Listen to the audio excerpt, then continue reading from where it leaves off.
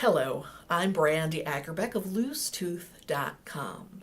In this video, I'd like to answer the question, who is the idea shapers for? So this is my newest book, my latest and greatest, The Idea Shapers, the power of putting your thinking into your own hands. This book is all about demystifying visual thinking, breaking down the complexity of visual thinking into a 5-step process, further broken down into 24 specific visual thinking concepts called the idea shapers. And I think, now, well, I should caveat, I don't think that visual thinking is the answer for absolutely everything. And I don't think visual thinking is the right tool for every single person.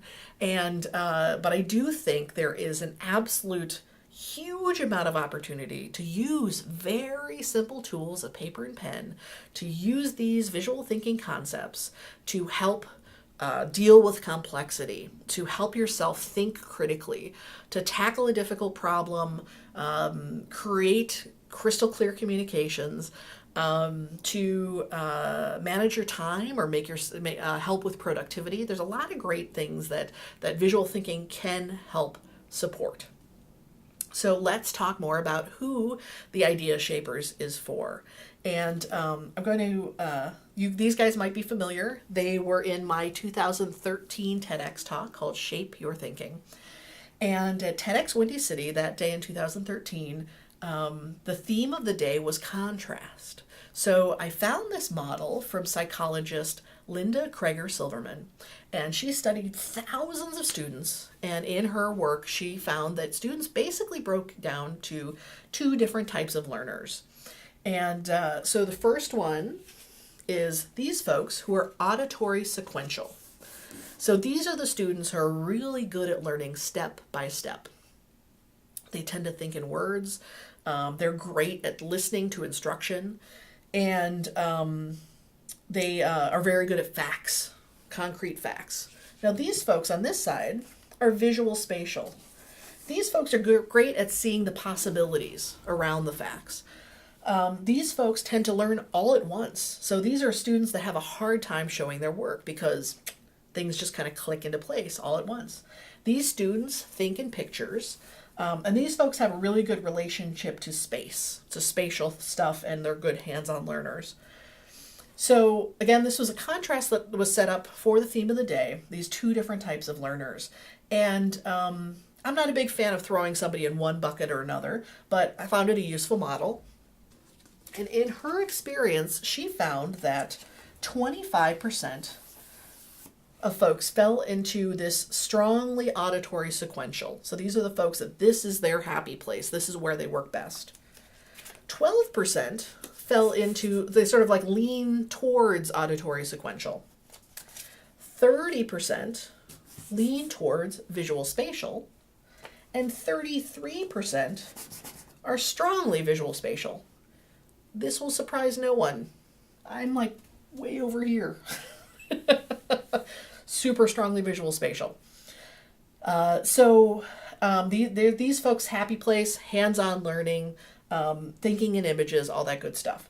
So what you see here with these numbers is 37% are lean towards or are strongly auditory sequential, and 63% lean towards or are strongly visual spatial. A third of folks are strongly visual spatial. But think about the way we were brought up in classrooms or the workplaces we work in as adults. It's very much geared towards auditory sequential. I think about things like, being in a meeting, super auditory. And if it has any kind of visual support, it might be something like a PowerPoint deck where the slides are filled with words and bullet points, not visual spatial. Or you think about learning. How much of our learning is based on teachers lecturing and reading in books. Super linear, super text-based, very auditory sequential. Here you do have folks, things like hands-on labs. So this is, my happy place growing up in school was always if I was a lab class. That's why I love biology, and I went to college thinking I was going to be a biology major. Any kind of assignment, my strength was turning it into a craft project. My friend Larissa says, I can learn anything if I can turn it into a craft project. I'm like, right on. So, in the middle, because again, I'm not a big fan of like throwing people into one bucket or another bucket, is the snazzy green person. And here in the middle, and honestly, this really is all of us because we don't live in a purely blue world or a purely yellow world. You've got the snazzy green person in the middle who knows how to navigate both kinds of tools. And, I definitely think these are also the folks in the middle who may not be strongly this or strongly this. And so really the Idea Shapers is built for these folks and these folks, the snazzy green people and the yellow folks who are strongly visual spatial. These folks, I don't think the book's going to resonate with you. If you are super word-based, if you are super sequential, it is probably not your jam. And that's A-okay. But I do think there's a whole lot of folks who struggle with navigating the world in this way. This is just not the way they're built. And I think the Idea Shapers are a fantastic resource for those folks who do think in pictures, who do have that relationship to spatial, who are good at spatial relationships, or sort of lean that way. So again, if your happy place is in this area, the Idea Shapers is for you. Again, it can be coming home. It can be a homecoming for those folks who are over here. You have a lot of aptitude in thinking in pictures, in responding to visuals. You may not have the experience with creating imagery for yourself, to make these drawings for yourself. So this is a great way to build those skills.